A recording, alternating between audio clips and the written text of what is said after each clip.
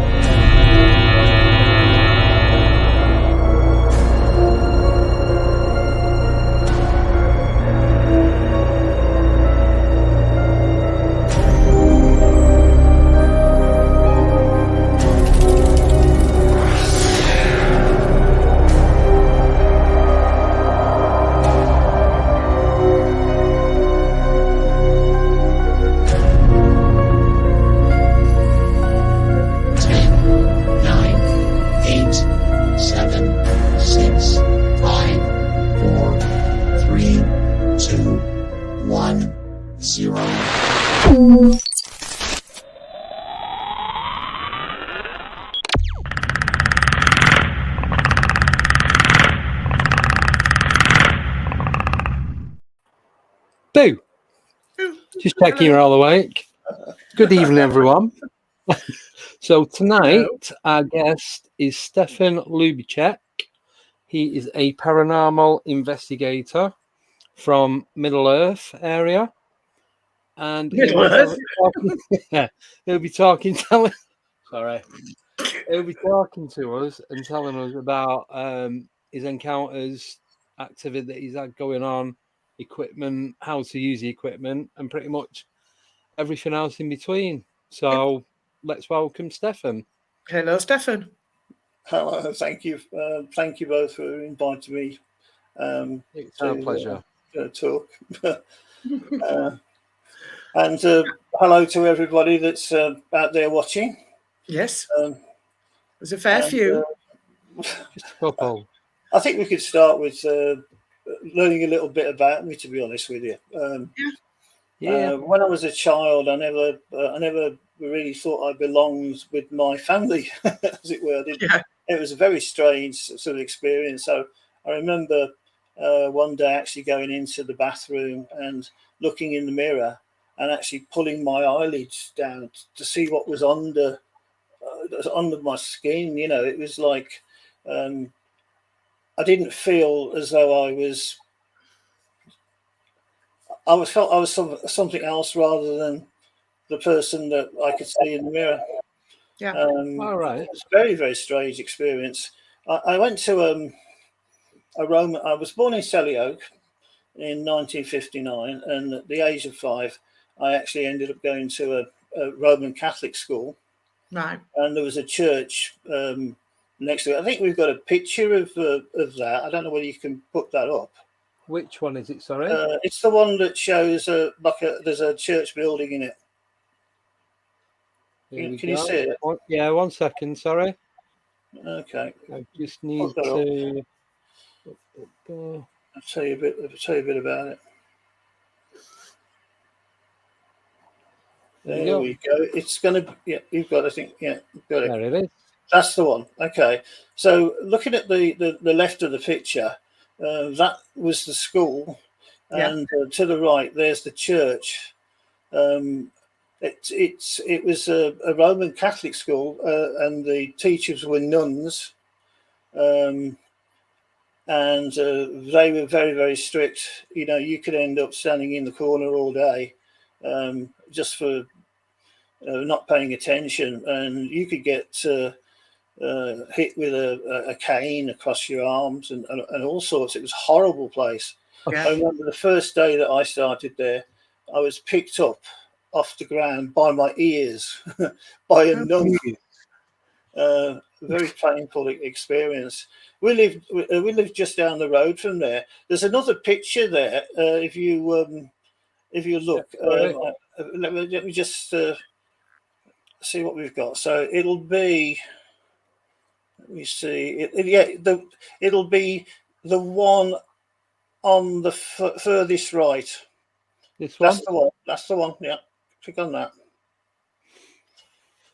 This is the house 25 Teamoff Road, and this is where I spent most of my childhood. Yeah. If you go up to above, if you go to the left and go to the first window, there, that would be my bedroom, right? Yeah. In there. Now there's no pictures. There's no pictures at the back of the house, right? Right. But at the age of 5, I woke my brother up in the middle of the night, and I said, "Come with me. I've got something I want to show you outside." Right. And my dad was working away from home at the time, and we was just there with our mom, and my brother says, "Well, we can't do that because if Dad finds out, he'll kill us, and if Mom finds out, he'll kill us." He'll end us sort of childhood sort of thinking.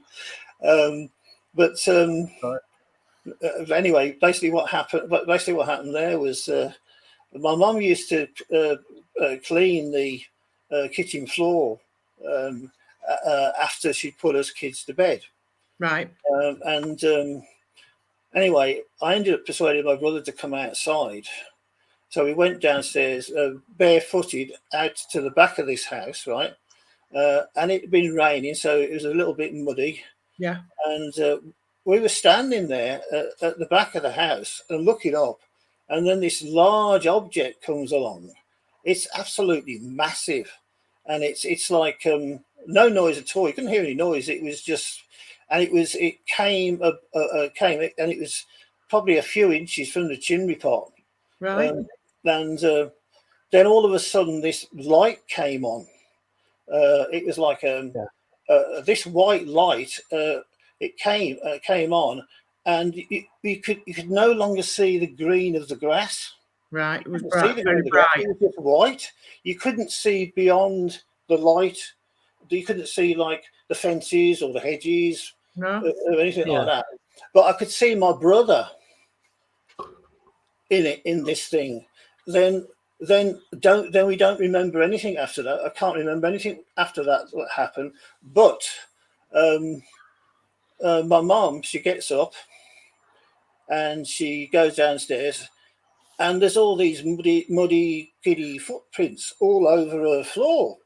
So she's thinking, what on earth has gone on here? This is so she comes up and she questions us, two boys. I mean, I'm in there in my bedroom with my brother, and we're also cuddled up in the white linen, which has got mud all over it. There's mud all over our feet, and my mum questions us and as to what has gone on, and of course we don't know.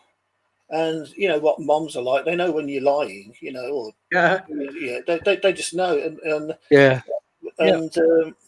they just said, nobody figured out what was going on, but she knew that we hadn't really done anything wrong. But anyway, we ended up leaving that area. And there's another picture. We can share that other. There's another picture. Put those pictures up again if you can. Sorry for. Sorry. No, it's all right. If you could do that, that would be fine. Which one? There. This one? I can't see anything to choose from at the moment. It'll be a. It's all right. I have to press share, so it's going to be. One. It's going to be, actually, yeah. No, it's going to be the one after the church. That one. That's the one we want. Yeah. We just click on that. Okay. Now, if you look at in the middle at the bottom of the screen, there, that house. That's the house, right? 21. And you'll see there's the garden and the way it narrows, right? And if you follow that up, right, and then go to that house again, go to the house at the very end, and move across to it's actually Plain. I think it's Plane Tree Road. Yeah, that road area. This bit. That's it. That's the area, right? Okay. Okay. So in 1970. 71, and in the summer it was very hot, and I was trying to get some extra pocket money by mowing the lawn for my dad. And we could see this light in the sky. It was sort of like it was almost like the sun, but it got like an orange thing, but it couldn't have been the sun because we could see the sun. You don't have two suns in the sky, and it was there for quite a reasonable amount of time, and in fact, I think it was there for a couple of days, and it was mentioned on the radio. It was also mentioned in the local newspapers, and eventually it gets referred to as the Barbeacon UFOs. Right. Okay. Now, I have in that house, there was a loft conversion, and that's where my bedroom was. And on a couple of occasions, I'd be 11 years old, right? I was actually taken from my bed out through the small dormer, the window going out onto the roof, where I was taken into some sort of transport craft, right? And there were these. Either side of me were these two small characters, and I was worried. I was saying, "I'm going to fall. I'm going to fall," and they said to me without speaking. They said to me without speaking. They said, "You won't fall while you're in the light." Right. Anyway, this transport goes up, and I ended up in a bigger, much bigger craft. Now, in this bigger craft, right, everything is everything seems to be molded. It doesn't seem to be like anything bolted onto anything, right? Yeah. And there was there's a ramp that followed the contour, the curve of this ship, right, that went up, and I end up in this room, and there's no light as such. The floor seems to have is something like a very thin type memory foam. I mean, I can say that now, but I wouldn't have known then anything about memory foam. But I wasn't alone in this area. There were other children, right, and every so often one of these creatures would come in and take somebody away, and that person never returned. Right. I tried to hide. I actually tried to hide in because of the shape of where we were in that particular craft. There's if you can imagine like a curve, like it curves down. And I was sort of trying to hide, and then I suddenly realized, well, why am I hiding? Because I mean, I can't. They are the only way out. Yeah. Right. And in the end, they end up taking me out. I end up on this table. I can move my head, but I can't move anything else. And they got some sort of equipment that they were using, and there was like a lozenge type thing that they were using. There were some other things that they were doing as well, which I don't really want to talk about. But the thing is, I also saw it's like a display cabinet. It looked like it was made out of perspex, and it was illuminated, and it contained severed legs. Right. There was severed legs, and there were two sets, and they were in this like a display type thing. Then there was on like a round pedestal. There was a tank, and this tank was full of some sort of liquid. It was sort of pink in colour, and there were bubbles coming up through it as well. And inside that was a severed head. Right. Now, which is and that's quite seeing this, I was thinking, oh my God, they're going to take me apart. Yeah. I was absolutely petrified, and. Anyway, I'm lying on the table, and I said to this creature, which I refer to as the Pink Panther without the tail. Right. I mean, that's the only way I could explain it at that sort of that age, right? And I said, "You're hurting me," you know. And I had this thought of, "I'm going to kill you," thing. And I sort of like, "Oh my God." This thing knows what I'm thinking, and oh no, I'm not going to kill you, I'm saying. And then I said, when can I go home? And it actually projected a voice into my head, and it was so loud. It was like I felt like my brain was being crushed. I mean, it was like, you know, if you can imagine having a set of headphones and you're listening, and you just then somebody zooms around and whacks the volume up. You know, and all it said was soon, which was actually quite a comforting thought, to be honest with you. Right. I have been up on. I'd been on, and the thing is, this was. I spoke to my youngest sister, and she told because what happened is I was taken on the one night, and then the second night nothing happened, and then it happened again at this particular location. And my little sister told me that there was a light coming through the window. It was so bright it made the night, the night looked like outside daylight. Yeah, that's how bright it was. Then she said that her elder sister, who's actually younger than me, had a dream about being on an alien, being on an alien transport, being on, it said that, and that's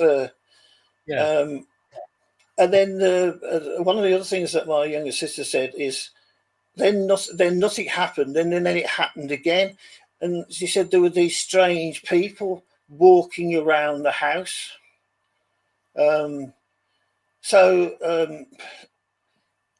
mean, I always tried my best to sort of explain what was going on, try to figure out what was going on. And I buried a lot of this, to be honest with you. I just tried to bury it, and I know it can't be real. It can't be real. And then I came across. I wrote the account of what had happened a long time ago. I mean, people used to ask me to tell them about exactly what happened, and I got so fed up about having to sort of go through it. I just wrote it down and said, "Look here, if you want to know, read it." Yeah. But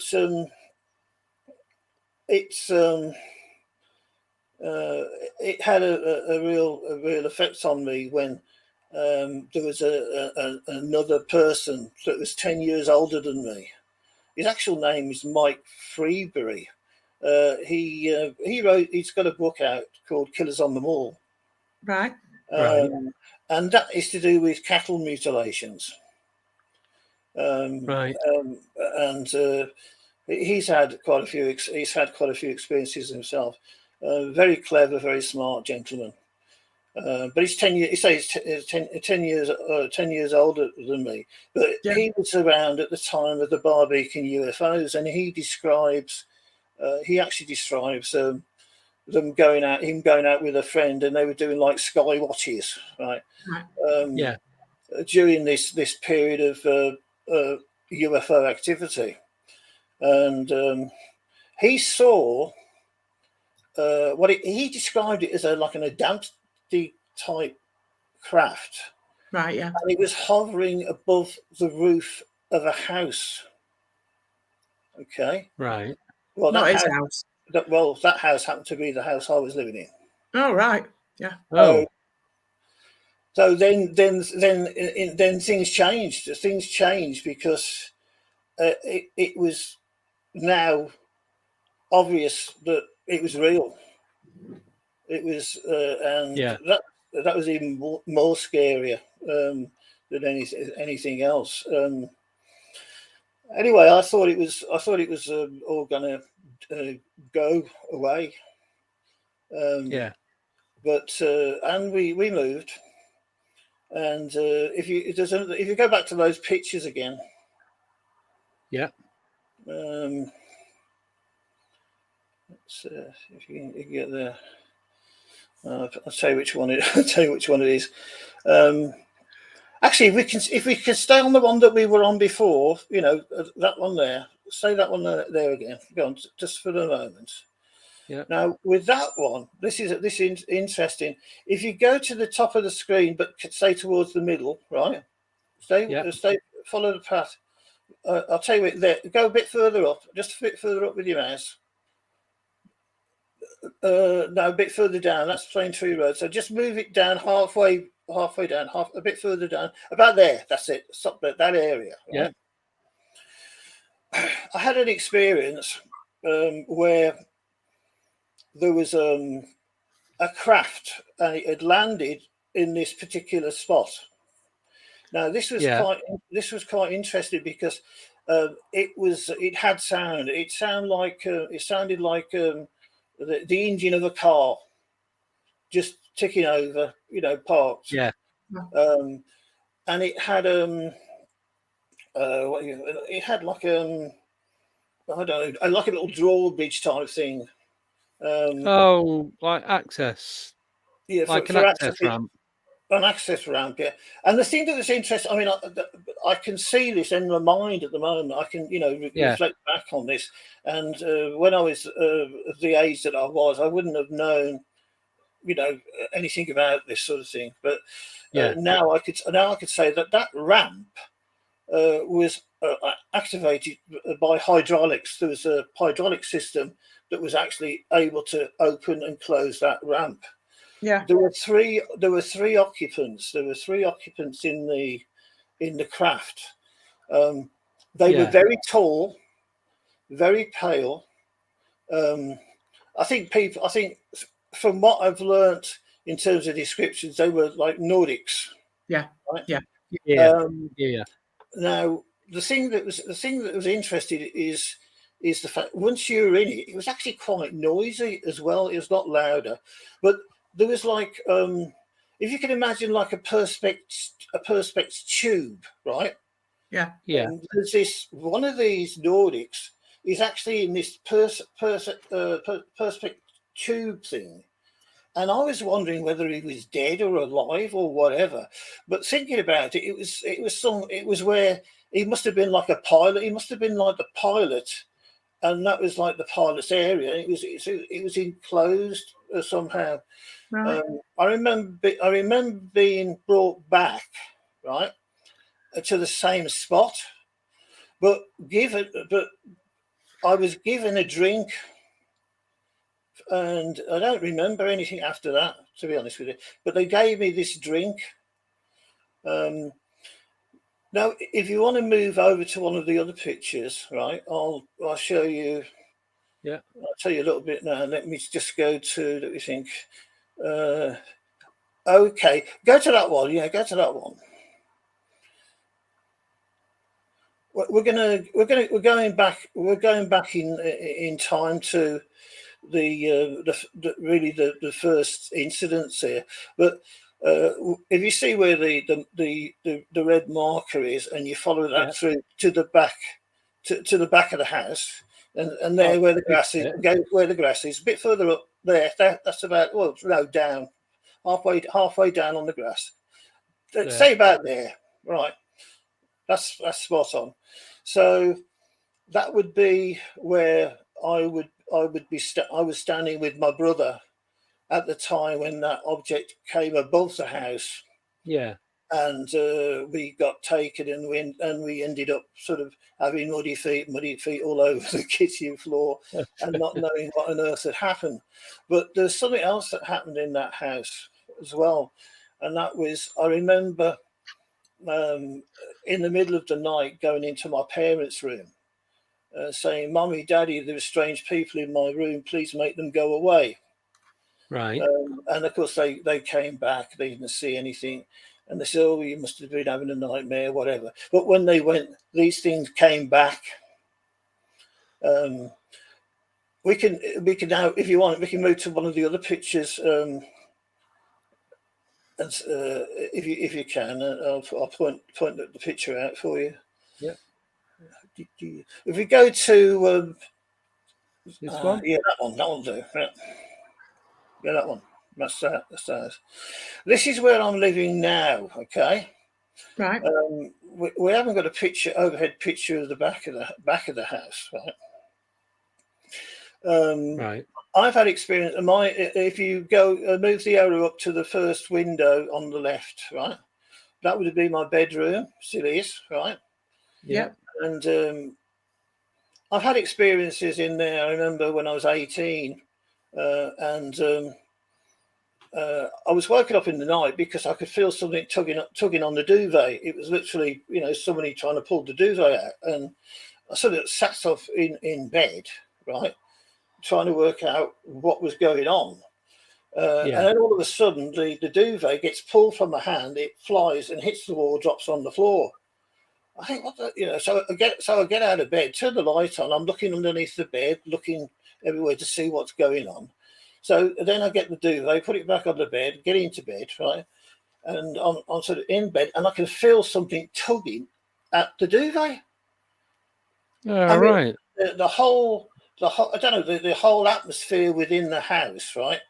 In that room, it was like felt full of electric. It was so warm and electric, and it just came out my hands, hit the wall, dropped on the floor. And it was so funny. I started to laugh, you see, and I woke up quite a few people, and they thought I was going loopy, But that wasn't the case.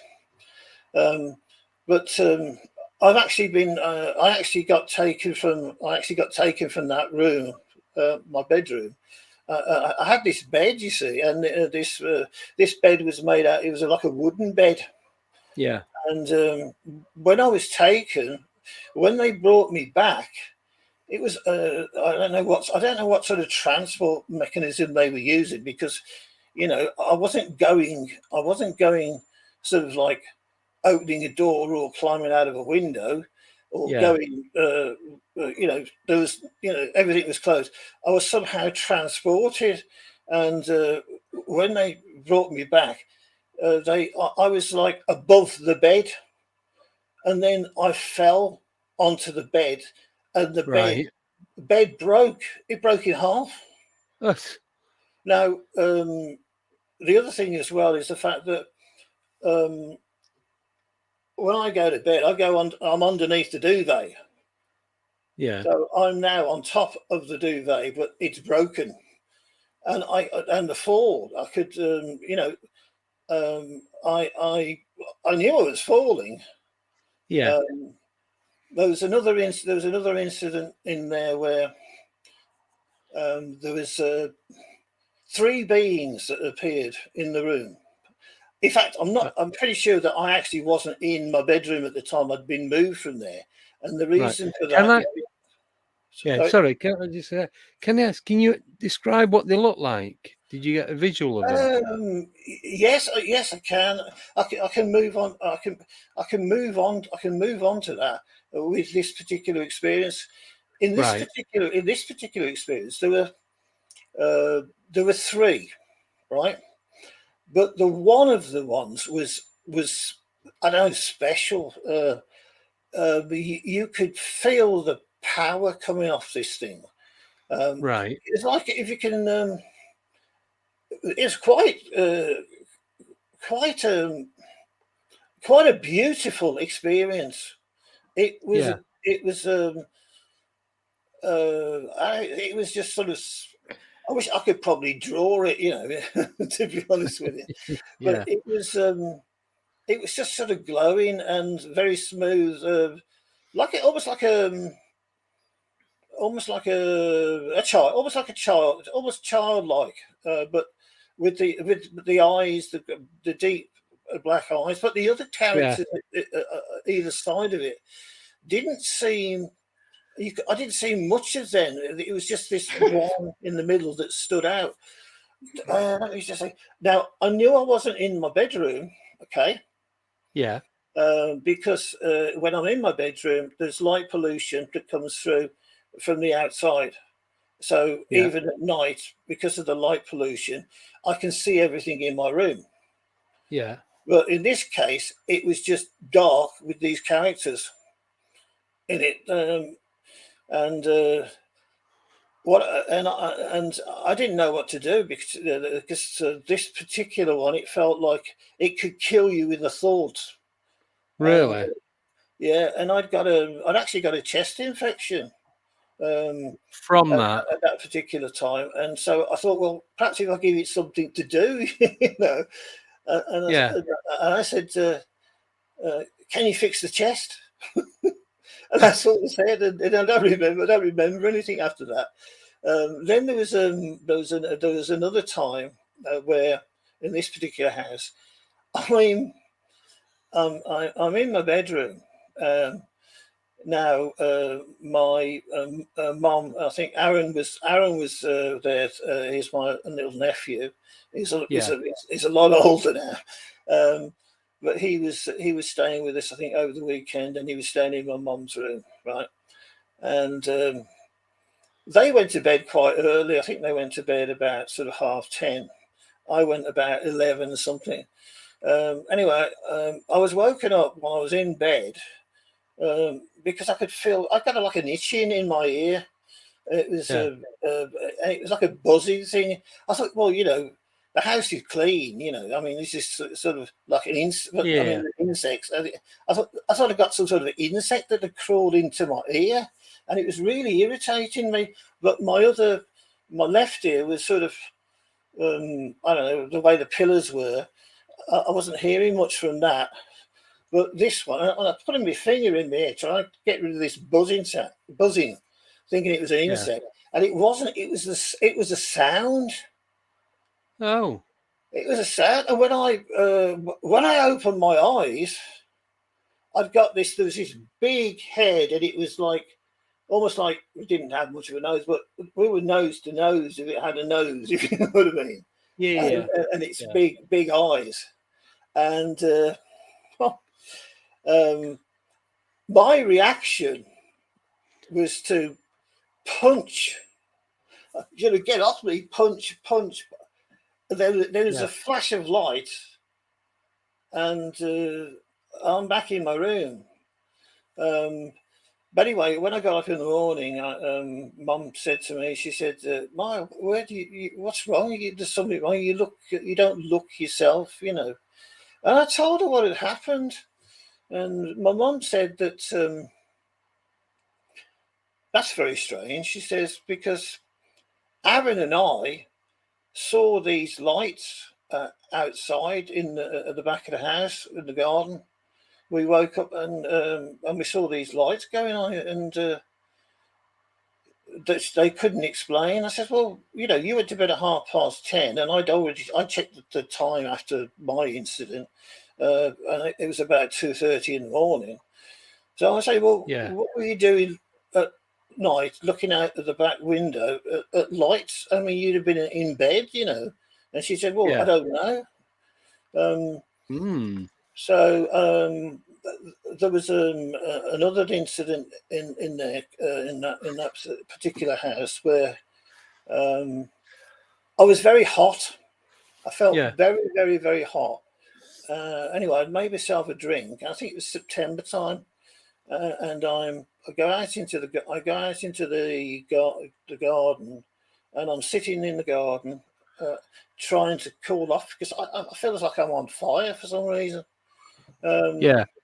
Then all of a sudden, there's a light from next door, and it's not coming from the sky; it's coming from the ground, going up, which is the opposite, the wrong way.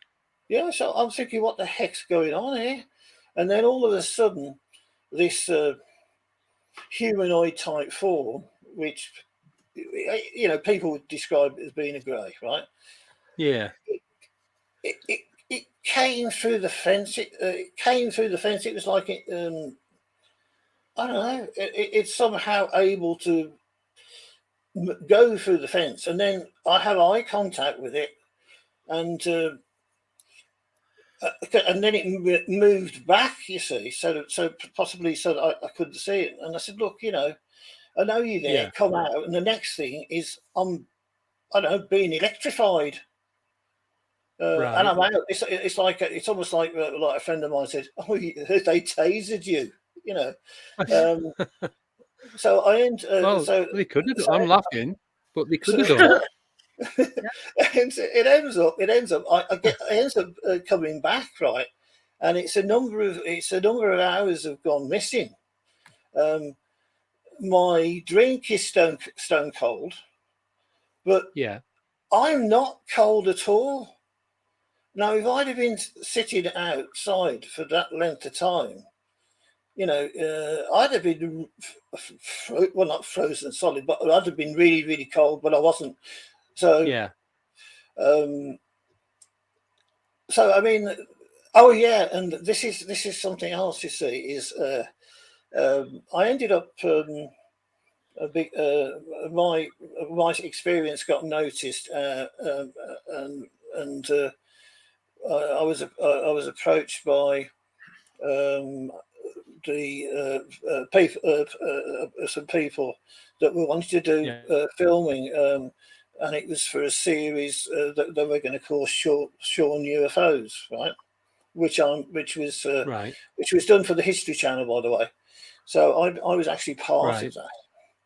Oh, cool. Anyway, this is the interesting part, was the fact that, I mean, I've got a number of antennas for my radio ham stuff, and I needed to relocate one. So I thought, well, I'm going to replace it. I'll replace it with the same antenna, but a new one. Anyway, I was trying to work with the antenna to get it sorted, and my nice next door neighbours offered to give me some help, right? Right. And he noticed that there was a film crew had come around a few days before. Yeah. And he was saying, well, what's all that about? So I sort of tried to explain, and then he said, we have ghosts in our house, right? Yeah. Anyway, I noticed, because I'm on the ladders on the other side, working with my very good next door neighbour, and I noticed that there's a hole in the ground, a dirt hole in the ground, and from my perspective, that would have been like the exact location that this light was coming up from, which was very, very odd. And I said to him, I said, have you got any external lighting in this area? So I'm trying to work out, was that light just a light part of his building, his setup, you know. He said, oh no, we've got no lights here, no lights at all. Anyway, when we mentioned ghosts, his little lad hears what's being said, and he comes up and he says, I said, it's something like something like the what's that film? I can't remember. Anyway, he says, right, I see ghosts. I see them all the time. They're about my height, and they've got big black eyes. Right. And he told us that the hole that was there, he dug that hole, and that was his gold mine. Right. Yeah, which I've got no clue why he called it the digger hole. He called it a gold mine, but that's where the light was coming from. It's all crazy. Yeah. So there's something definitely going on there. There's a lot I can say about the house and other experiences that I've had. I'll tell you about this one, and then we'll try and move on to some of the if you something else to do with paranormal investigations and such. Okay, so we'd gone on holiday. My dad had a boat. It was like an offshore cruiser type thing. It got a V-shaped hole, and anyway, we'd gone on holiday, and we were going down the, I think it was the Bristol Channel, and I think we were going on to the, I can't remember, is it the Lower Avon? We're going down towards, we end up going into this like a lock type thing, basin, to try and head down on the canals through down to Bath, right? Yeah. So we were moored up there, and to get extra sleep, you know, we like me and my brother, we like to sleep on the deck, right? And there's a canopy that we put up. Anyway, we were putting up this canopy, and I was working on the outside, and my brother was working on the inside, and I slipped and I fell in the water, and I got dragged underneath the boat. Right. And so I couldn't get up for air. And I thought, you know, I'm going to die. And I remember having my arms upstretched and me going deeper, right, into this basin thing. Then all of a sudden, this very bright light comes up from below. It pushes me up with such a force that I'm literally able to use my hands and walk around the bottom of the boat, manage to get hold of a fender, and then alerted that I, you know, nearly drowned. But nobody'd even noticed I'd gone missing. You know, and you know, I talk about near-death experience. Near-death experience. But yeah, I mean, I can't explain that. But something happened where that intervened that saved me for whatever reason. Yeah. Let me tell you about this. This you might find this funny. But when I was 18, I ended up with a peritonitis, which means a burst appendix. So that's very life-threatening. Anyway, I ended up in Good Hope Hospital. They'd done some X-rays, right, and the doctor says, "My God," he says, "your appendix are on." Because he's got the thing, you know, the negative thing, and he put it up on his light panel. He says, "Oh my God," he says, "your appendix are on the wrong side." And I just said, "Are you sure you got that thing the right way around?" You know, which I think he sort of put it up the wrong way around. Anyway, so I have this operation, Now, the weird thing about this operation is I remember seeing this light and then going up towards this light, and I meet people who I can't even name now that I do know and have known. Then I was told that I had to go back, but I was taken back by another person, and a very nice person. It's obviously somebody that I knew, right? Yeah. And we were sitting.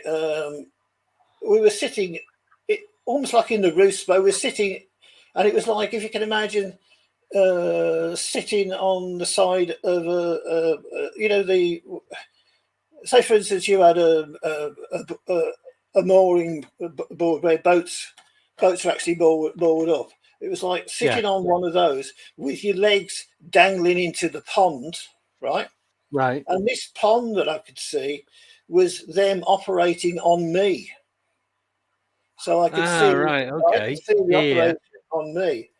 And the other thing that I saw was high up, they've got some shelves in the operating, they've got these shelves in the operating theatre high up. And they've got cards on these tables. They're like cards with squares, triangles, and I think it's something like the set of cards or something like that. I could only think of now. I wouldn't have known what they were then. But after the operation, one of the doctors came to visit me, and he was asking questions. He was saying, "Do you remember anything about when you had the operation?" And I told him a few things that I thought, well, which weren't really sort of, helpful to him. But they were obviously got these cards up, and they were doing some sort of experiment. And apparently I died. Apparently I had died for a few moments on the operating table. Oh. So anyway, the afterthought from looking back at that now. With these damn cards, and these symbols and whatever they wanted these for, I thought to myself, why couldn't they have just put put the words up, something like this? If you can see these, maybe you're dead. that would have sort of be something that I would remember. Okay. How do you want to move forward now? Well, let's maybe move away from the abduction stuff. Well, we have got some questions actually. Yeah. Okay. Go on. About that.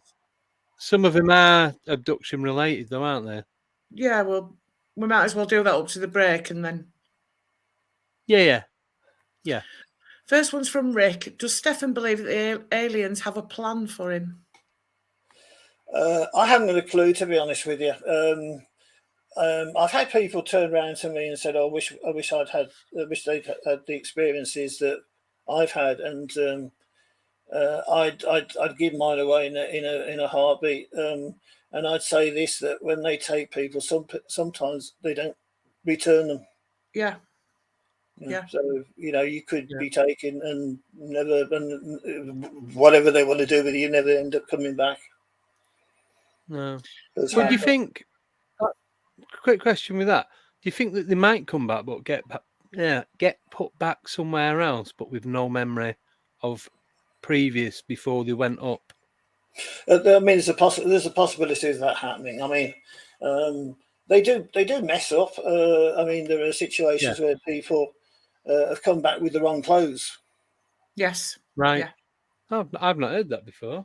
Yeah, I've heard that all the wrong way around. All the wrong way. Yeah, all the wrong way around. Yeah. That happens. Oh, don't know. Right. Honestly, thank you. Anyway, is there any more questions? There's about 500 here. Next one. Yeah, right, 499. Right, next one's from Ryan. What do you think took you? What do you think took you? At the time, I wouldn't have known, to be honest with you. what took me. But what I can tell you is the fact that these ones that I describe as being like the Pink Panther without the tail, and they also floated about a lot for some reason. But then you got the short ones, which I think people would think of as being the grey. They smell really bad. Right. It was like the smell of sulphur with urine on newspaper. It was horrible smell. Nice. And yeah, you know, yeah, not very nice at all. No, yeah. So if you ever smell that, start running. Yeah. Okay, how many different types of that? That's a good question. I like that question. I think I can say Nordics for one. Okay, I can say certainly the grey for two. Right now, there are different types because of the grey, because you've got the short and the tall ones.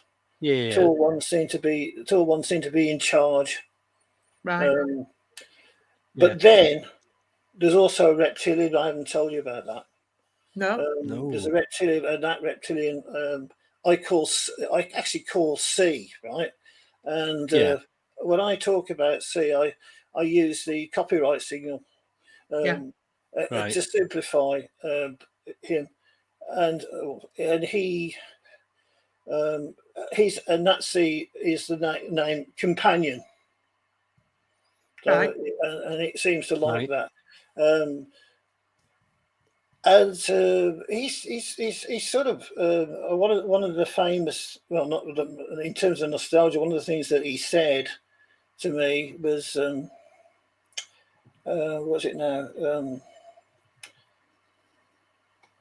Let's not use energy, emotion. Oh yeah, he said energy.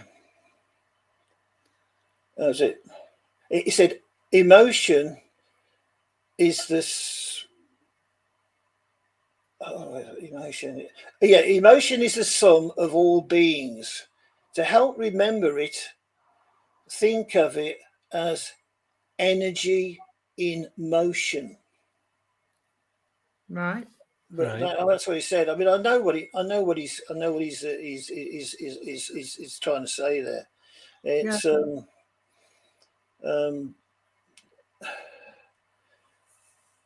it's what makes us conscious. The energy in motion. Yeah, it's a bit more. It's a bit more than that. Any more? Come on, let's have some more questions. Consciousness. Is it? Is that it? Yeah, I mean, you have to. I'm a bit foggy at the moment for that. But yeah, the reptilians. So we've got there. Just to recap, then we've got the Nordics. We've got the grey. We've got the reptilians. Yeah. So there you go. There's a question from Ruby there. Did your family have experiences, Stefan? I know you said your brother did. Yeah, that's a very good question, because my dad, I found out. I mean, my dad passed away unfortunately in 2012, and he told me about experiences that he'd had as a child. He also told me about an experience that his father had. They used to have a ranch in. They used to breed horses that they in Warsaw, near the mountain area of Samat, and basically his father told him that he was walking his girlfriend home to her farm. Yeah. And on the way back, he saw a light in the forest. Yeah. And he was walking towards the light in the forest.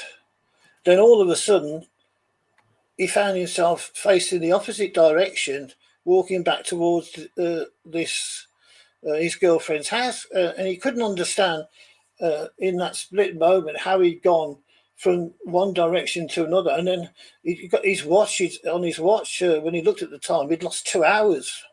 Right. my father told me, this is later, I mean, I didn't know anything about this.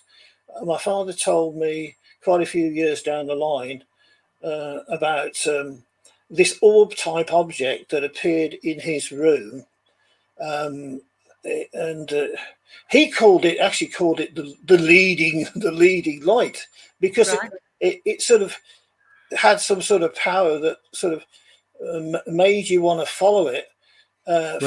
You've got no real control over it, and it took him out to a secluded area, right? Yeah. Away from the farm. Right. And then after that experience, he said, "What am I doing here? You know, so what am I doing in the middle of the forest, in the middle of the night? You know." Yeah. The most fascinating one, or the most oh my God experience that I've had, was with my grandmother, who lives in America. She lives in Farmingdale, New Jersey. Right. And I had a telephone. I had a telephone call with this quite a few years back now, and I just wanted to talk to her. And I mentioned some of these experiences, and her reply was, "Oh my God," she says, "they visit you too." Right. So they said that, and she says that they still visit her. It frightens her, and when they speak to her, well, you know, the way they use telepathic or project things into your head. She said it spoke to her in perfect Polish. Right. All right. But she said these experiences for her were very frightening. Yeah, So so it is in the family. It's sort of it's almost like it's following our bloodline somehow. I don't know why that. I don't know why that is. I've got some idea of why that is. In terms of there's some sort of hybrid program that they're running, and what they're doing is they're tampering with the genes of us humans and to create these hybrids. And then what they do, one of the things that they seem to be doing as well is they'll test the hybrid against the donor, because okay, they're pretty smart when it comes to genetics and what they do, but it's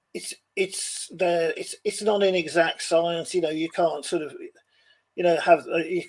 have a recipe, you know, with so many variables in it and expect to get, you know, you could end up getting other things, and it can affect behavior. So you might find that you get put through some sort of a test, and then they also test the hybrid to see how the hybrid reacts. Yeah. So, if that makes any sense. What the connection is between the hybrid and the donor. Yeah, there is a connection, because when they're using genetic material from the donor for the hybrid, you can get other things that they possibly don't want, other things that they want. Right. Yeah, got you. But I mean, my father, right? He spoke.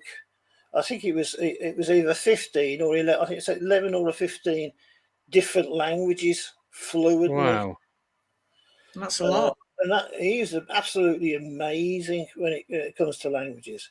Now, when it comes to me, if I've got anything at all from my father, and that is, I'm not very good with languages, but I am, you know, spoken language, but I'm very good with computer language encodings and stuff like that, programming. Yeah. So it's the same sort of thing. It's still a different language. Yeah. You still got to understand it and bit like writing. And you don't speak it, I suppose, but you still got to have an understanding of what what it all is. Yeah. Yeah. So, any more questions? Let's try and get through some more of these questions. Right. We'll do one more question, then we'll have a break, Yeah. and then looks like we are moving on to something different. So, okay. Yeah. Next question is from Stockholm Pills and Views. Are you aware of having any implants? Ah, right. Okay. I do remember occasion where I had something put up my nose, and it was an interesting thing because later on in life, right? Later on in life, I had a hearing test, and the chap says, your nose is deformed. Have you ever had broken your nose? And it was sort of remembered where this object would be. I mean, I don't have anything that way. But I'll tell you this. They don't need to put anything in you, right? They don't need to. What they can do is they can actually we give off an energy field. We are, electric and stuff like that. Yeah. They can actually change part of that.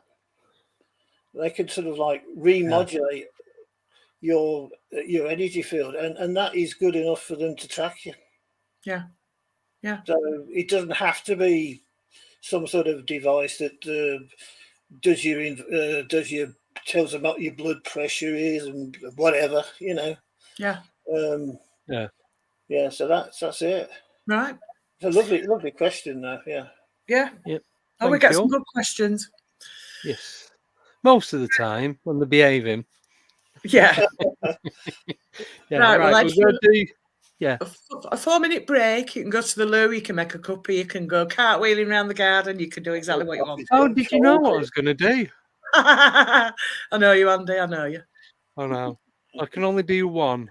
Right. Ever, and that's it. Yeah, but you did that when you were 5. Yeah, so been and gone. Been there, seen it, done it. Can't ever do it again. Yeah. Right. See you guys in 4. Yeah.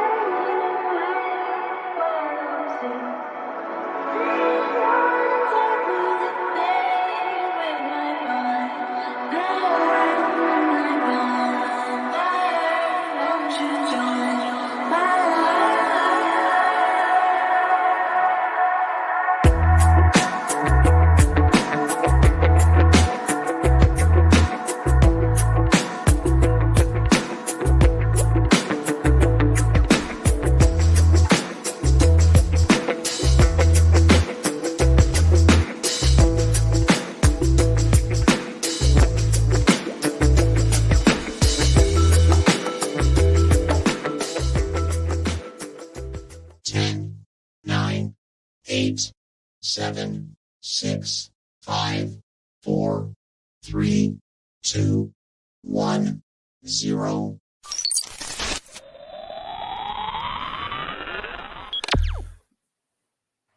And we are back.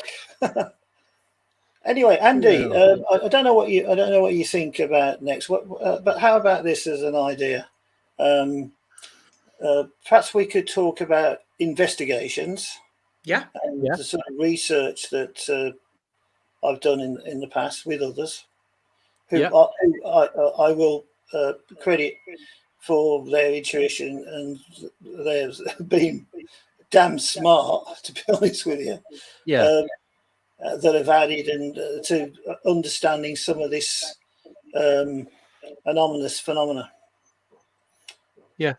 Do you think that's a good way to go? Yeah. Yeah. I know. Yeah. That's fine. We have got a few more questions regarding aliens. Go on, then. Do you want to just give us quick fire ones? Yeah, I'll be quick answers on them. Quick answers. Here, go on. Then. Yeah. Not all. I'll just put the ones up that are relating to that. Then we can move on to. Oh, let me just say something else. Then, just quickly.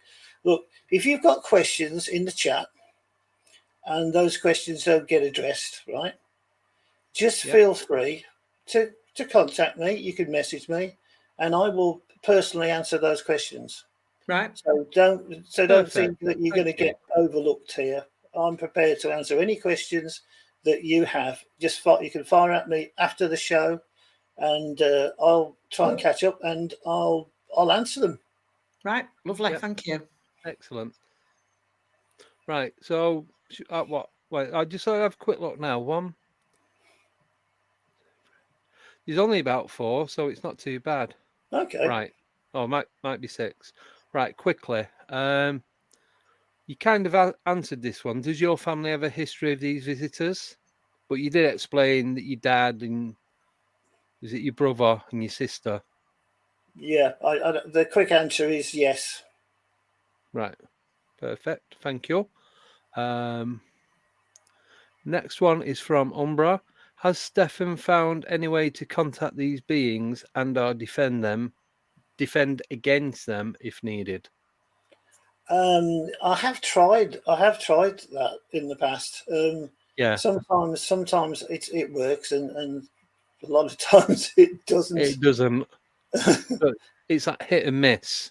It's very hit and miss. It's very difficult. I just wanted to add something to that. I did actually have a very brief conversation with one of these. I suppose it'd be a grey, okay? And I asked the question. I didn't, I just said, "What do you want of me?" Right? What do you want of me? And it answered it. It said, "We compare you."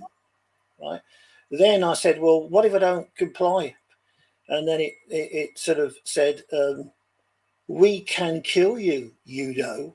And then it projected into my head piles of bones, skulls, just bones, to reinforce the fact that they were being serious. You don't comply, well, we can kill you. Yeah, so, we ain't messing about. Yeah, that's it. That's the answer. Yeah. No worries. Thank you. Next one from Nickname. Why does he think he has these? Why do you think they're visiting you? I think I don't really know, but I mean, I can tell you that there were certain attributes. In terms of my father, he was immensely strong. He was very strong. He could speak a number of languages. I don't know what his blood type is, but I can say that both my mom and my two sisters share the same blood group, which is a very rare blood group. I think it's AB or something. Yeah. Which is, but from talking to a new friend of mine, he says that a lot of people that seem to be taken are rhesus negative, right? Yeah. Now, out of the 8 different blood groups, rhesus negative is compatible with all those blood groups. So if you get blood from somebody that's rhesus negative, it can be used with any other. In any other blood group. Yeah, but rhesus negative can't accept any other blood group. Yeah, that's right. Yeah, absolutely. Yeah, because my mum was rhesus negative. My mum was, yeah. Yeah, and I'm boring AB. I don't even know. That's the initials anyway, but I don't know what I am. Anyway, that's yeah, that could be a reason. Yeah. No, thank you. Sorry, 1 second. Oh, your screen's gone all funny. Bear with me, people. Yeah, it's right. It's me. I've just adjusted something. It didn't do it right. Right, next one. Next one is from Richard the Red. Hello again, Richard.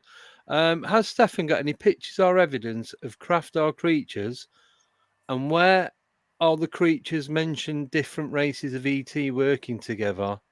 And was there any ghost activity in the house also? Yeah, I think there is something that happens, and when I first had an interaction with one of these creatures, when so I suppose call it communicated with me, right? Yeah. It was like, if you can imagine like a TV, and you're searching for all the channels, right? And you've got your certain channels that will just pop up, but then there's another channel that you get locked onto. You find this other channel, and then once that channel's been activated, you'll find that you tend to be listening to it all the time. Right. And you can actually, but that same channel seems to connect not just to the ET type characters, but possibly other people that have passed on, if that makes any sense. Yeah. So yeah, I think you get to see and experience things that are as a result of your mind being locked into this other channel, due to just having a communication with one of these things. I have seen ghosts. I mean, my first wife,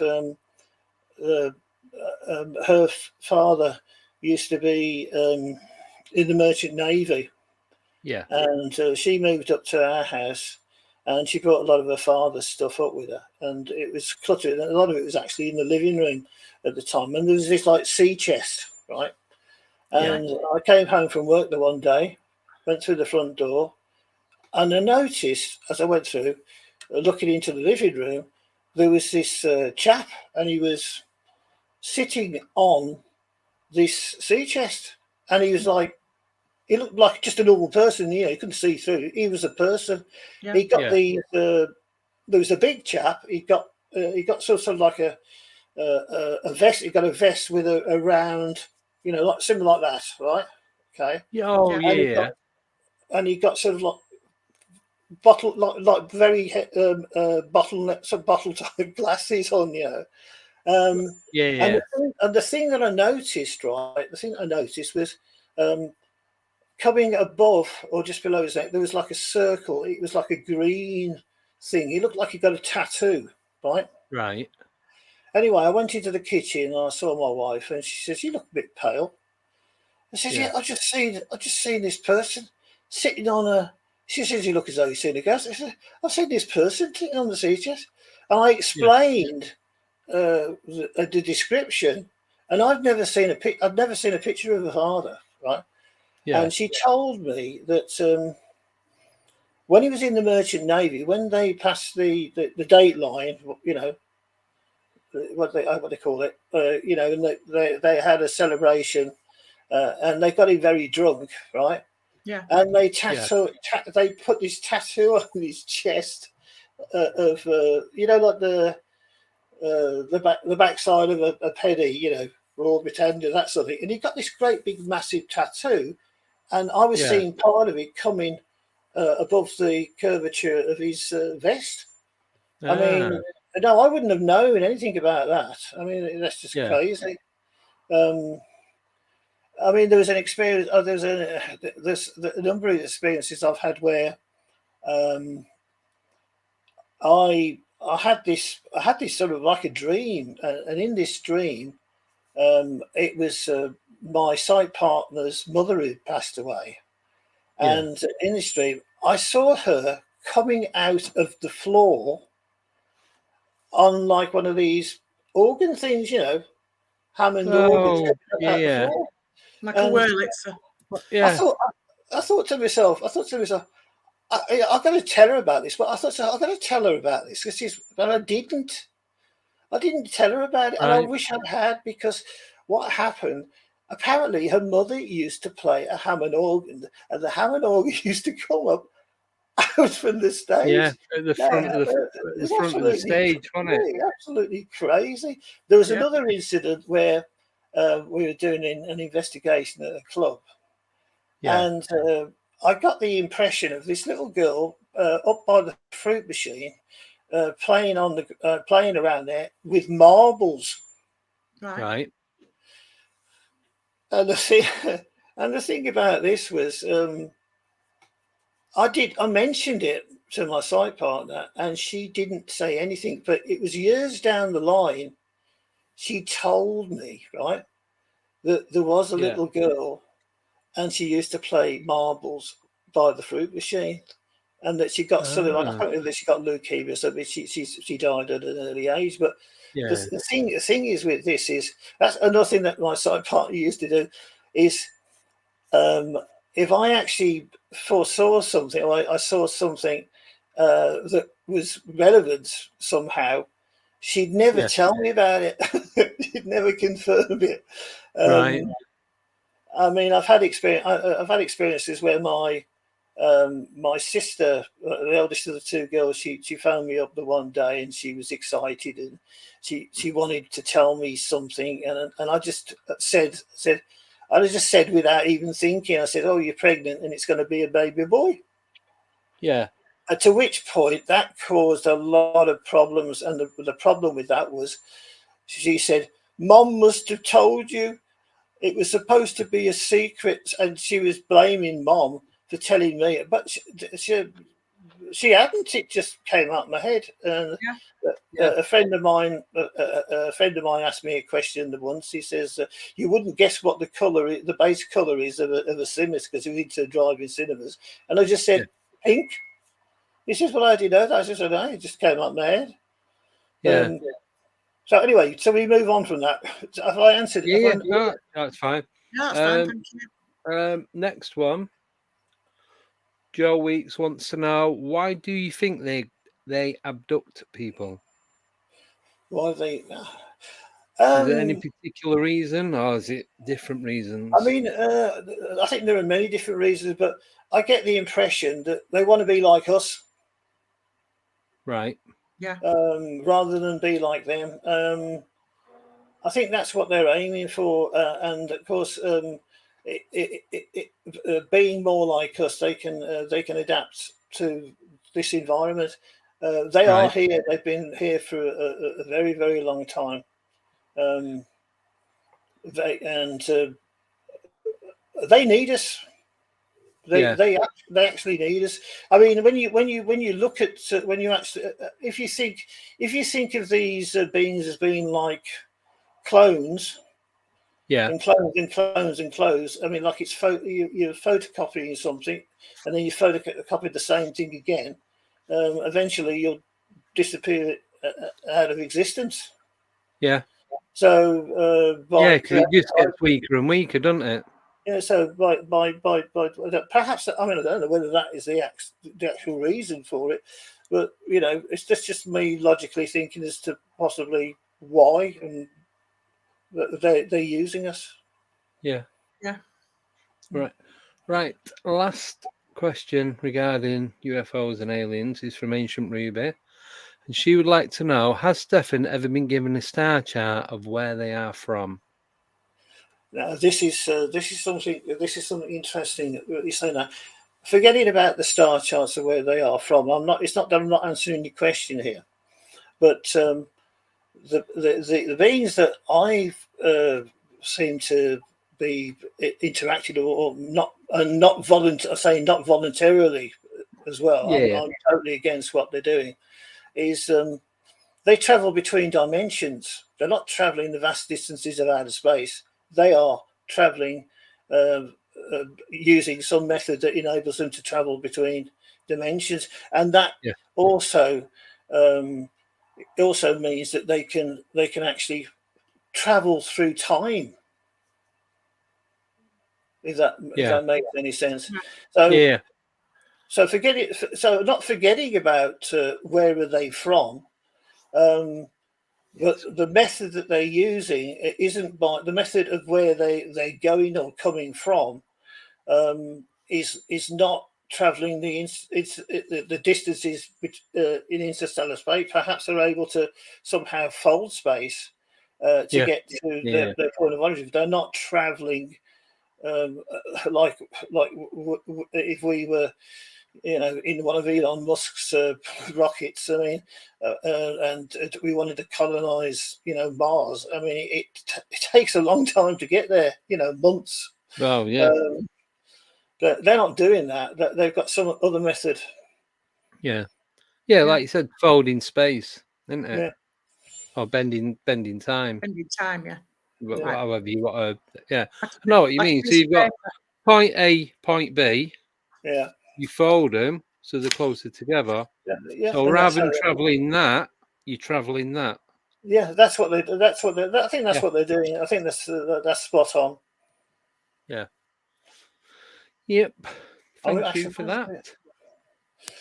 So I mean, where they're from, I don't know.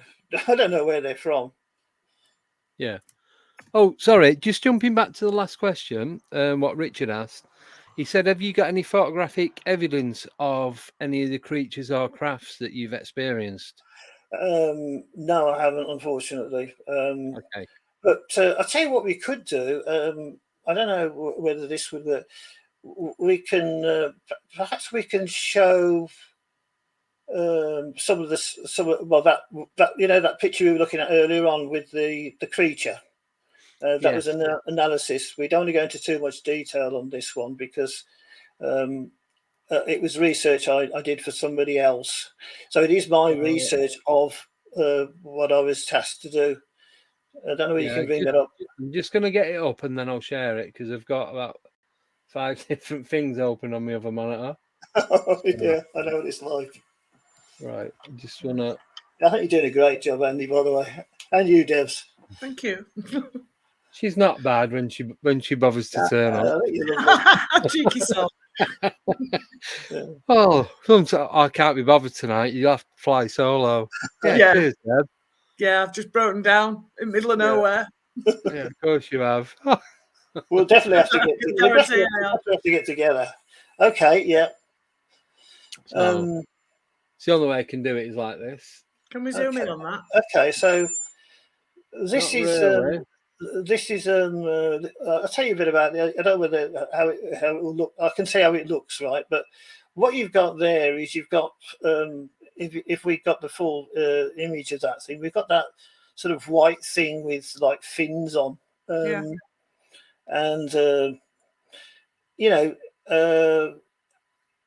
when I first saw this image, I thought it was close to the lens object, illuminated by the flash. I mean, these pictures were captured using a trail cam mounted to a tree or something, and they were set up to take a picture 24/7, one picture every minute. And then during the night, we have a couple of frames where we've got this creature thing. Now, I thought it was just a close to the lens object being illuminated by the infrared flash, right? But when I looked at it again, I noticed that it was actually casting a shadow on the ground. It was very hard to see because there was very little contrast actually in the image, but it was actually casting a shadow, which meant they couldn't be close to the lens object. So what I then did is, because it was a very good image, to be honest with you. I was able to go underneath or go to the place where one of the shadows was near to that, and I was actually able to see grass, right? So what I did then is I did a pixel count of the grass to get, and then knowing what the average blade of grass would be, right? I was able to calculate the actual size of the object. I don't know whether there's another picture that shows the actual measurements I've actually got. Well, I've just managed to make it bigger. Yeah. If that's any good. Yeah, you can. There is a shadow there. It's very, very hard to see, but there is a shadow. Oh, that's better. Yeah. So very interesting thing. And this is in the area where there have been cattle mutilations. I can't imagine how this thing would do that, but it's whatever it is. Yeah. It's real. And there is another picture of this as well, where the object is actually not on the ground; it's actually airborne, and it's further away. Right. And we can count here. We can count 1, 2, 3 type shark fins, but there's more. There's more size to it. So if you actually saw the picture when it's airborne, you'll see that there's a bit more to it. Right. Just bear with me 1 minute while I get that. I think if you we know. just go to, is it in the same? Is it in the same document? It probably in another document. I can't remember now. But say, don't worry if you can't. Don't worry if you can't find it. No, it's all right. Just. But I was able to get some. I was able to get some good. It was over 5 feet in length. Right. I was actually able to. What I actually did as well as part of the verification process, what I actually did is I got a trail cam, which is very similar to the one that was being used. And then what I did then is I actually I got Mike. I got him to sort of based on the picture measure out how far it was from the camera. There we go. Oh, there's the stuff where I actually measured all the different parts of this thing. But anyway, what I did is metre and a half in length. Sorry? It's 1.5 meters in length. Yeah, but the thing is, there's more to it, you see, because that's only what's on the screen. Isn't it? There's a question. Where was this taken? Place in Wales called Powys or Powie, I think. Yeah. Powys, I've heard of Powys. You see that one there? Keep it there, right? Yeah. That's the one. That's the one where it's airborne. Right. And we can see that in the other one, the first image, we lose part of the same object, because this one is showing 3 fins, right? But the other one is actually showing 4 fins. So it's actually I don't get it, but you can see that he's actually airborne, and that's a blown up picture of it. Like the hill there, isn't it? Yeah. Yeah, I agree, Rick. It is like a giant version of Roz that we're being seen everywhere. Totally, yeah. So I absolutely agree with that. Yeah. Yeah, that's right. There's you've got a couple of negatives on there as well. Yeah, I was trying to work out the shadow part. That was very difficult to do, actually. It's just due to the thing. I mean, but I have verified the size of this because I got to take measure. I put it in the garden. I put it at the distance that I was told to put it at, and I took a picture using my trail cam, and it matched. It matched in length. So my calculations on size were correct. Yeah. All right. Yeah. There's a lot more to it than this. I mean, I know that Andy, you've read through that, so you know there's a lot to it, isn't there? It's not just. Yeah, I was just reading a bit more that I missed earlier. It's just Yeah, it can be overwhelming at times. I mean, I've got. If it is them that are attacking cattle and that, Could it? I don't Could know they how go into it? Could they go into it like a corkscrew? So they're going in, and that's how like they're ripping through the flesh. I don't know. I mean, a lot of the stuff that Mike was into or looking at the cattle meat, it was actually cattle. He was actually looking into cattle meat. The thing that he was trying to do, he was trying to capture an event where there was a sort of a cattle mutilation, so he could possibly see what was doing it. But it was on these. Yeah. He had these two pictures that cropped up. Showing this strange creature. I don't know whether that could be doing it, because in terms of the cattle mutilation, it's almost like laser type precision. I don't think any surgeon. I don't think any surgeon in the world could remove parts in such a precise way. No. It's like laser cutting. Yeah, it's phenomenal. I mean, there's I wish I could remember the documentary on this, but there was a place, there was a like a little island at the mouth of the Amazon River, and the folk there, they were seeing lights coming out of the water. And then it started to get like a little bit hostile, because there was a chap who was asleep. He got one of these corrugated roofs, and some sort of a laser thing had come through, and it had targeted, and it actually burnt him. Right? There was there were two ladies that actually died, but what happened was when they were walking out, right. This light had hit them, and they could not move. There's no way they can move, and it was in the breast area. It was actually targeting the lymph. Well, they didn't realise. I mean, I understand this more. It was like they accessed the lymph glands, right, and these people had all their lymph gland fluid. It's like your body's secondarily like a bloodstream type thing. But it's not. It's what makes us flexible without that. Yeah. So they was like boards.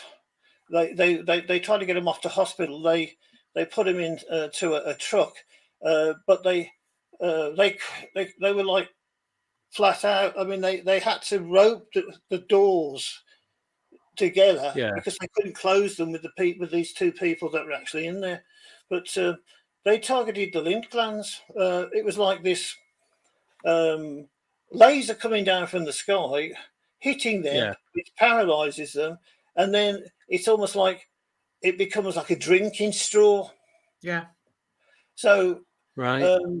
I think in terms of the way that the cattle mutilations occur, because a lot of things is the cattle are in situ. There doesn't appear to be any struggle or fighting going on. Anything, and basically they're drained of everything. And if that laser can burn, it can basically do all the surgical things anyway. Yeah. To the targeted object, and it can do it while it's in the air. Oh, yeah. It doesn't. So what I'm trying to say is these cattle hallucinations, it doesn't. It might not be an alien coming down with his laser torch and doing all this surgical work. It can be done from the air. Yeah. Literally. Yeah. Yeah. And of course they don't find any blood, because all that's drained as well. Yeah. Right, we've got a question from Nickname. What other phenomena it's very interesting has happened to Stefan? Oh God. I'd say quite a few things. But I'm trying to think. I'm trying to answer your question here. Okay. What hasn't happened? Yeah, a bit quicker. Yeah. What haven't you experienced? Might be easier. Oh, okay. I tell you, this is you'll find this interesting. I'll try and be as quick as possible. I'm not going to go into the detail that is, because when I do stuff, it's very detailed, right? Okay, so the quick thing. I was working on contracts in Nuneaton, Finch and Hazel, and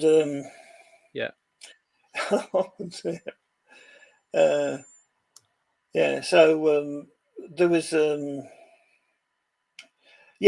and I was actually looking after the computer operations there. There was a babysitter there, and she was just there just for health and safety. Anything happens to me, and blah blah blah. She can, that's just covering health and safety.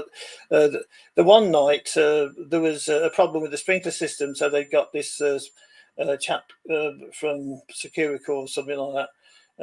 And he had to go around the warehouse and with his flashlight and make sure with no fires. But anyway, his name was Alex.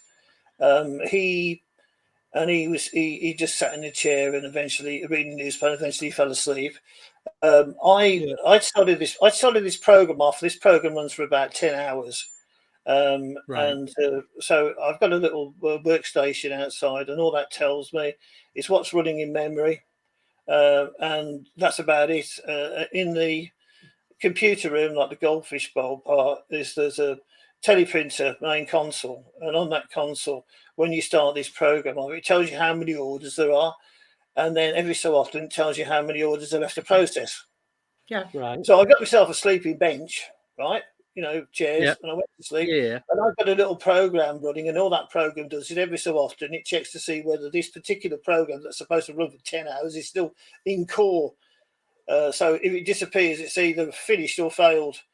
So I get like an alarm clock type thing. So I'm lying there on my sleeping bench. Then the next thing I remember is walking out, right? And I'm going into the computer room. And I see Alex, and he's sitting in the chair with his newspaper, and he's snoring and whatever. Anyway, I go into the computer room, but I don't remember opening the doors. And when I get to the paper console, right, I'd normally put my hands either side and lean forward, but I don't remember seeing my hands, right? But I saw how many orders were left to process. And then I came out of the room. Don't remember opening the door. Saw Alex, he was still asleep. Went to put my head back down, but I could see myself.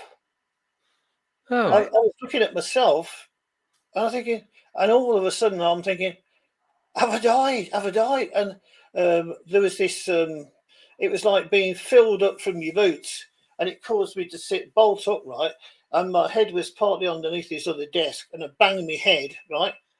And then I thought, what the heck's going on? But I remembered the number. I remembered the number on the console, and I knew that number on the console only updates every few minutes. Yeah. So I rushed into the computer room, and the number that I'd written down was the number that was at my paper console. Ah. Right. Now, there was other things that happened there as well, but we had the strange thing on the roof. It's a flat roof, and it's got sort of gravel on it. Yeah. And the babysitter with me, Shirley, we started to hear this noise on the roof, and it was like somebody literally walking on the roof. Yeah. Then it changed from not walking on the roof, right? But somebody walking on the roof but dragging something. And we're standing underneath this skylight and looking up, and all of a sudden, whatever it is bangs on the skylight, and it's like and I tell you what, if you were wearing white underpants, they would probably be brown, because it changed colour. I mean, I'm telling you, it freaked us out. We contacted. So did you see anything? No, we contacted security, right? So Sid came out, and then we had Group 4. They could hear what was going on. Then eventually we had the police. They agreed there was somebody on the roof, right? Yeah. So what they did then is they surrounded the building, and they were there all night We had a Yeah. thunderstorm. It started to pour down with rain. And then in the morning, they took a dog handler to carry the blooming dog, a pair of ladders. And they took a dog up there. And there was nothing, no sign of anything. So when you heard the banging on the skylight, did you see anything through the skylight? No, we didn't. But I mean, the sound, it was, oh my God. I mean, it was you know, like, was it the house on Blooming Haunted Hill or whatever, I don't know, where you get the banging on the doors, you know, like Ukraine type thing. Oh, That like was the sort of sound. I tell you what, the craziest one of all at that particular location. This is crazy. This is. We were running that damn program again, and it was on a Friday night, and I made myself a cup of coffee, and I normally drink my coffee cold, so I went to get onto my sleeping bench, right? Then all of a sudden there was this tremendous commotion and noise, and it woke Shirley up, and it also woke me up. And if you've ever been in, if you've ever seen how these the premises, this business premises are laid out. I mean, Quinton Hazel, they supply parts for cars, so they've got all the different folders and books with all the part numbers for particular. Hundreds of books, hundreds and hundreds of books, and they've sort of got back-to-back shelving, you know, and little partitions that they've made out for the desks so they can sit there. And every book, even the books on the windowsill, I mean, on them, it's like somebody got an arm and sort of just thrown them all on the floor. They were everywhere. Wow. Anyway, we phoned up Sid, right, and said, "Look, Sid, we need you to come out to have a look at this." And Sid came out and he said, "What on earth have you done?" I said, "Do you honestly think we've done this?" You know, there were books everywhere, and some of the books that were in the area of the shelves, they were, well, if they'd have fallen out, they wouldn't have gone as far. It was like somebody had thrown them out. Right. Yeah. Did you ever see anything? Did you ever see any anything happen? Like spectres or no, not there. I mean, any creatures? No. Sid told us a few things where when he's been in the warehouse, he's been followed. And he starts from the middle of the warehouse and he turns the lights off and he works towards the outside. And then what happens then is he says he feels like he's followed, and then the center light would come back on again all by itself. Oh, having said that, it does remind me, I have seen something, but it was at a different location. Right. And in this particular location, it's Siemens Nixworth, right? At a certain time, one of the security guards was actually going around, and he noticed that there was a light on in the toilet. And these lights are activated by motion. So if you were to go into one of those toilets at night and you didn't move, the lights would go off. Yourself in the dark. But anyway, that's happened to me. Yeah, he noticed that there was a light on in the toilet, and they know they know exactly who is where in the building. Okay. Yeah. It's a very secure. I'll tell you, it's a very secure building, right? I mean, I had a badge. And without that badge, I wouldn't be able to go through any of the doors. Yeah. Right. In fact, I was with this badge. I mean, I'd be going towards the doors, and I'd just go through. You know, no problem. I mean, I did have a problem the one day, and where I actually went to go through a door. The door was solid and it didn't move, and I impacted on it and knocked myself senseless. Oh. And the security guard comes along, and And I said to him, have I done something wrong? Have they revoked my security thing? He says, no. He says, the battery's gone in your badge. All right. Right. But anyway, going back to he saw this this figure, right? Yeah.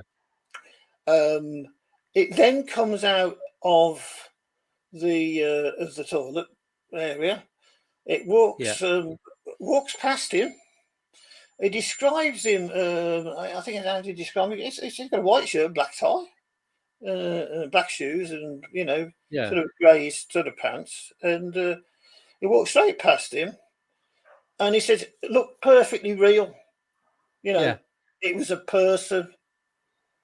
Yeah. But he didn't speak. He didn't speak to it. He was sort of surprised and stuff. Yeah. And then it went past him and walked straight through a glass door. Right. Now this guy doesn't believe in ghosts or anything like that, but when he saw this, it frightened him. Yeah. And it got around to the rest of the security people. And what happens then is a friend of mine who contacted me. It was about 6 months ago, and I haven't seen him for 20 years. His name's Richard, and he found me on Facebook and wanted to reconnect. I mean, he used to be a lodger when I lived in Telford. He used to live with us. A great bloke. Anyway, he was a security guard there, and he came round to me and he said, Stefan, will you come up with me, right? Because I don't want to go up to that particular location, right? So anyway, I said to him, I said, well, hang on. It says it happens. I can't remember. It happens on a certain day. It seems to happen at a certain time as well. And anyway, so we stood and we could look up the stairwell from the floor below, right? Yeah. Anyway, and then we decided that we would walk up the stairs, right? And the thing that was interesting about it is the fact that when we were on the last step prior to going onto the floor, everything felt fine. As soon as you stepped off that particular, it became ice cold, and we saw a pillar of it's like smoke. It was like a pillar.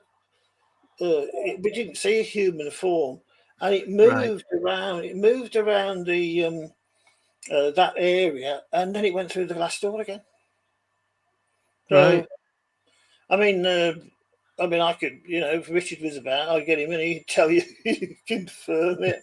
It's Sorry. So, what are we going to do now? Any more questions on that? Yes, John. So, got this one from Tino. Are you anywhere near Cannock Chase due to your accent? I don't know where yeah. You're not far from Cannock Chase. I am quite near Cannock Chase. Yeah, Cannock Chase is Lichfield. Yeah, I'm not very. You're not that far, are you? Really? No. I mean, if I was to go to Castle, I could get if Castle Ring, say for instance Castle Ring, I could get to Castle Ring in about 20 minutes. Yeah. Yeah, so I reckon about 20 minutes, half an hour from your location. Well, I don't know about the accent. Yeah, I mean, if I was in Scotland, they say I was a Brummie. Yeah. When I was working on contract with Telly West, because I was integrating Birmingham Cable into an existing franchise, I didn't get on very well, to be honest with you.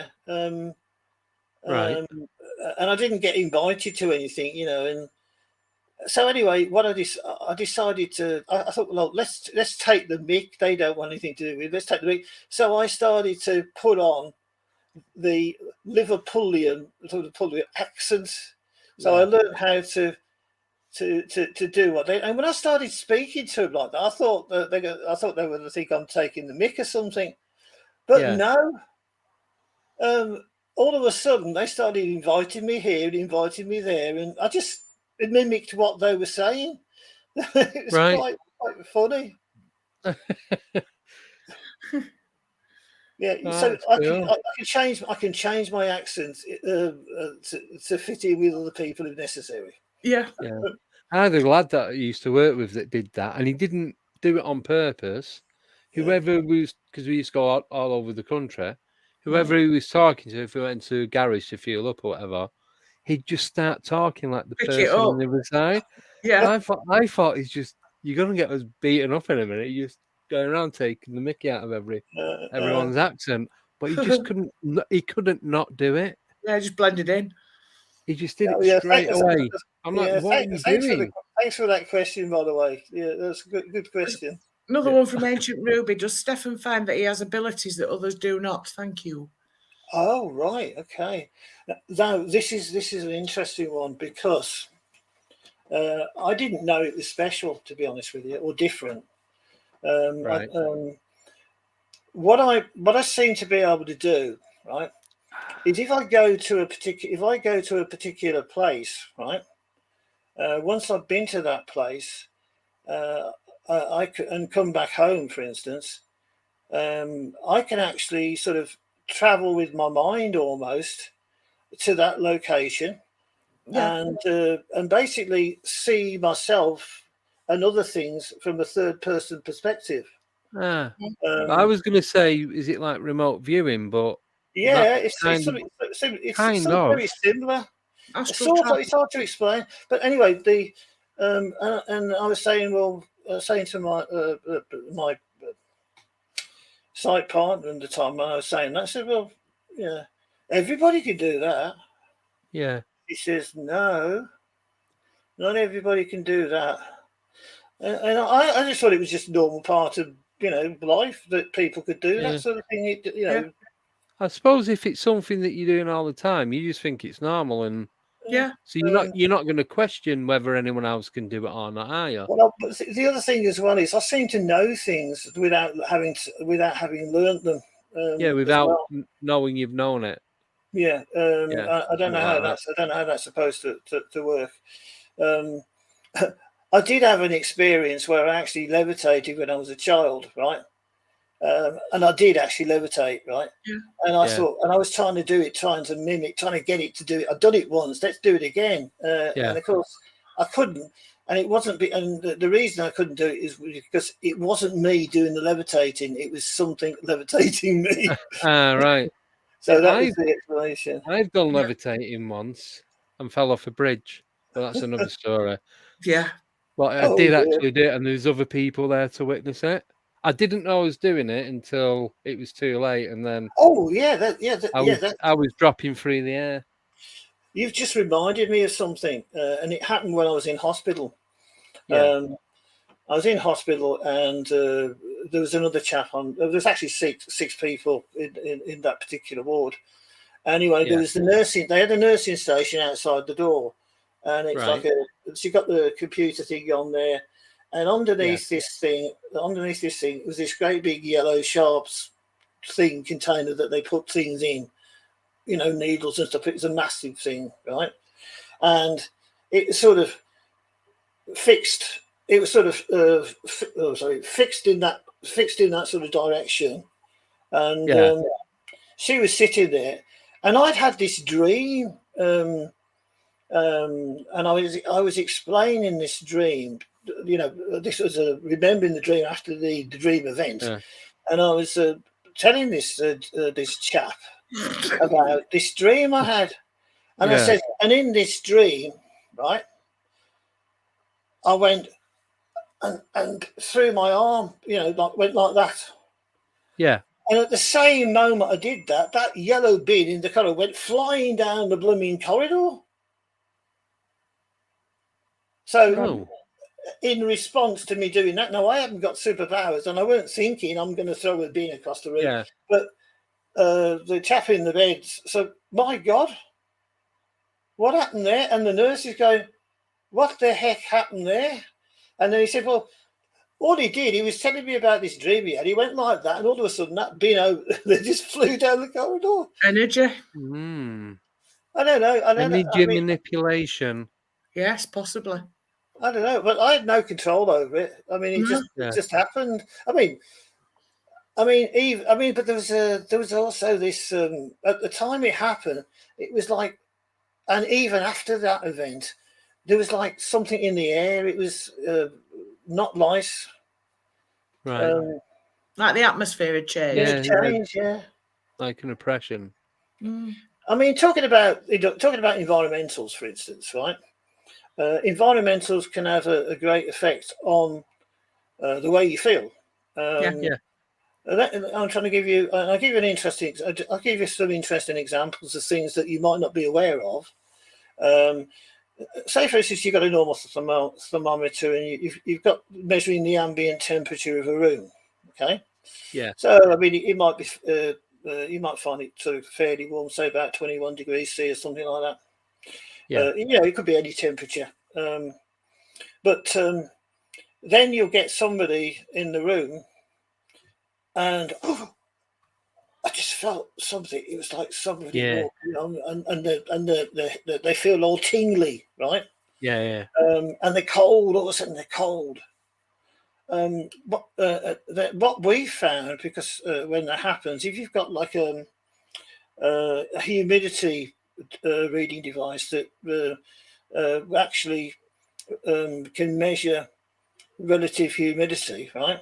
Yeah. If you go to that spot where that person is sitting, right, who's had that experience, you'll find that there's very little moisture in the air around that. It's a lot lower than anywhere else.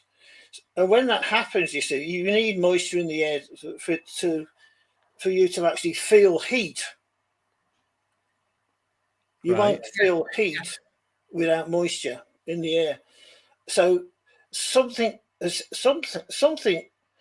actually displaced that moisture in the air. You might find that there's like an electric type, like static. For some reason, static. Yeah.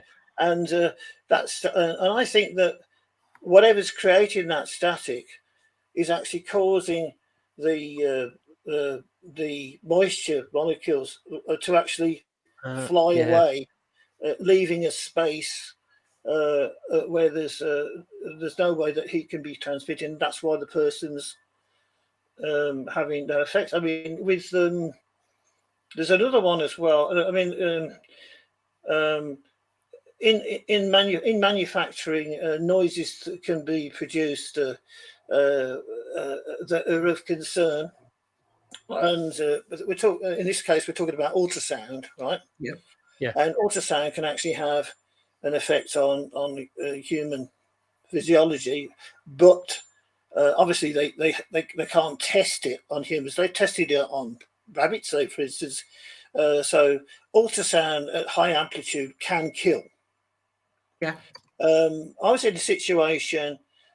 I was actually in a situation where we'd gone to do a private investigation of this house, and prior to going to this house, I'd got this thing in my head, and it was basically saying, "Take a compass and watch it spin."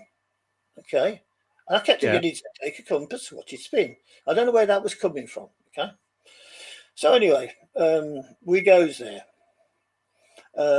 So I've got a meter. I've got quite a few meters that can measure environmentals, electromagnetic fields and non-ionizing radiation, and I can actually register ultrasound. Okay, which and this particular device I've got takes the ultrasound and converts it down to what you can hear normally, right?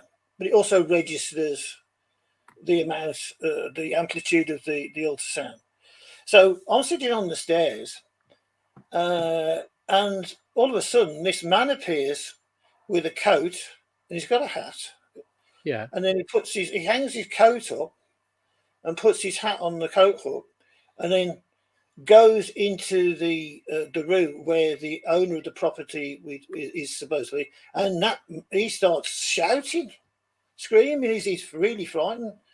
And I go in there, and my ultrasound meter is just going off the scale, and it's causing an effect. The effect that it's causing is it makes you feel drunk. It makes you really feel drunk. And I said, look, we're going to have to go move away, and we managed the kitchen, and it followed us into the kitchen. Right. And then eventually it dissipated. Now the thing about the compass that I was take a compass, watch it spin, and I was in this particular bedroom, and I thought, well, this is the place, put the compass down, watch it spin. Nothing happened. But then one of our team says, hang on a minute, says, I've got a compass. So he gets out his sighting compass thing, and he puts it next to mine. Mine is pointing north. His is spinning. Right. Yeah. So take a compass, watch it spin, and it wasn't. But having mine not work and his was really quite amazing. Yeah. Strange. Very strange. If you're using things to be aware of is say for instance you're using a laser thermometer to register temperatures. Some people use them for other reasons. They're thinking they're going to catch ghosts or something, or register something like that. But the thing is that they're not. You need to be very close to the object that you're measuring. Okay. Right. We did a test, and I giving credit to Cheryl Royce Dexter here, because it was her idea, where we put a mark on the wall to make where we're going to measure the temperature from, and then what we did then is we went a certain distance away, say about 7 feet away, and then what we did then is we used a hairdryer to just slowly blow across the path of the beam. It affected the temperature. Right. It interfered with the temperature. So you really need to be. So if you think you're getting, a cold spot, which you might say, oh, it's got to be a ghost or something. It doesn't necessarily mean if it was there. It doesn't necessarily mean it's where you pointed it. It could be much closer. Than Yeah. I think the way forward in terms of electronic voice phenomena, well, some people call it actual voice phenomena, is getting into using the new technologies, if you can afford it, like 32-bit flows. With 32-bit flows, in terms of musicians and such, it's very useful because it's very difficult to clip. Well, it's nearly impossible to clip on 32-bit. But you've got to take into consideration the microphones that you're using. So the SPL, like for instance, the SPL level, because if you exceed the SPL level, which is the sound, sound level, right? What happens then is you get distortion from the mic, so and that gets recorded as distortion actually on your device. Now, I'm not really interested I am from the musician's point of view, but not as a paranormal investigator. I'm more interested in the very quiet sounds, because these devices, they've got 2 analog to digital converters in them, and one is set to record the very high volume sounds and the other is set to record the very low. So what I'm looking for is, if I'm doing like an EVP session, and asking questions, and hopefully I'm getting answers from what I want to be able to do is rule out any false positives.